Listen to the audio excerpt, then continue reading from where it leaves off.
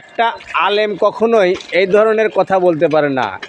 আমার মনে হয় উনি আলেম নামের জালেম। যে ব্যক্তি মারা গেছে কোকোকে উনি কুকুর বানাইছে। বেশ ভালো, খুব ভালো কাজ করছেন। আমি বলতে চাই আপনার নাম আমির হামজা, ওখান থেকে হামজা বাদ দিয়ে যদি হারামজাদা লাগানো যায় তাহলে আপনার নামটা কি? আমির হারামজাদা। আমি কখনোই এই আশা করি নাই। আর আপনার জন্য এই বাংলাদেশের প্রত্যেকটা মানুষ দোয়া করেছিল, কান্না করেছিল, তখন আপনাকে এই ফেসিবাদী সরকার গোয়ার ভিতর ডিম দিয়া আপনাকে শাস্তি দিছিল, তখন ঠিকই আপনার জন্য দোয়া করেছিল মানুষ।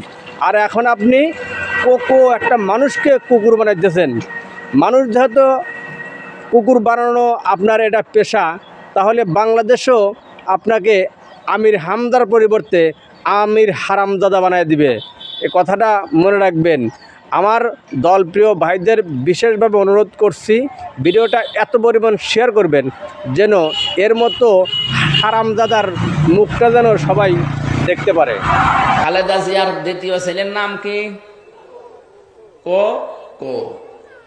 কয়কার বাদ দিয়ে যদি শুধুমাত্র হর্ষকার দিয়ে দেন, এই কো ওর দাদি যদি ডাক দেয়, যার দাঁত নেই, কি বলে ডাকবে? কুকুর। বলবে কুকুর পানি নিয়ে আয়।